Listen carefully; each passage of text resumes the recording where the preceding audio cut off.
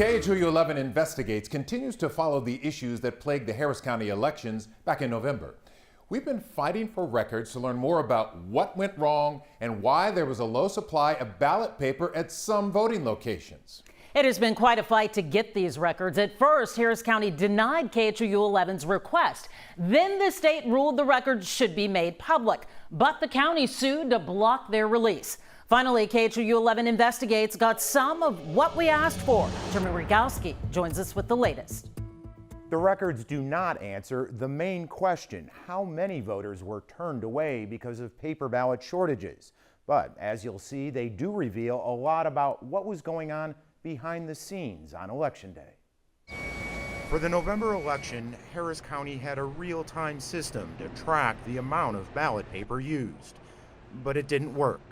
How do we know? Take a look at this report written by the Harris County Elections Administration Office in November and recently released to KHOU.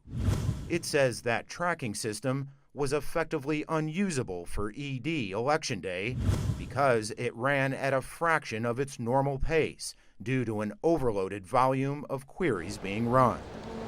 As for the initial supply of ballot paper, Harris County did an analysis that said in a perfect world, to account for spoilage issues like paper jams, 157 voting locations should have started with more paper on Election Day.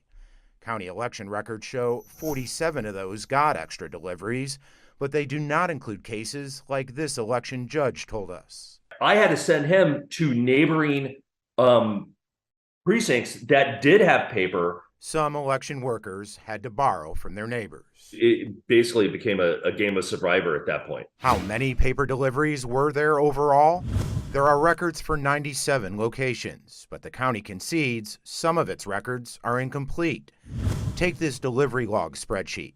The employee who released it told us, because of the rush of ballot paper during the 4 to 7 p.m. hour, we could not keep up with help tickets and ran out, so they did not get entered into the spreadsheet.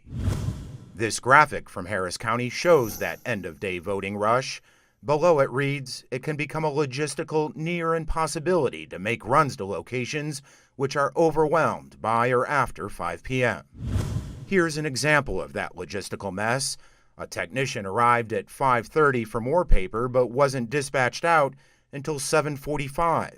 By then, it wasn't needed. We tried to ask Elections Administrator Clifford Tatum about all of this, but his office declined our on-camera interview request. We are upgrading election systems. In April, he did outline system upgrades before the Harris County Election Commission.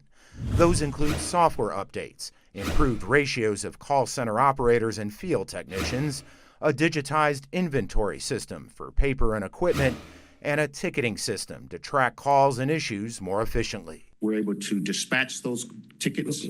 We're able to see that ticket get closed, and we're able to monitor the status of that ticket until it's closed.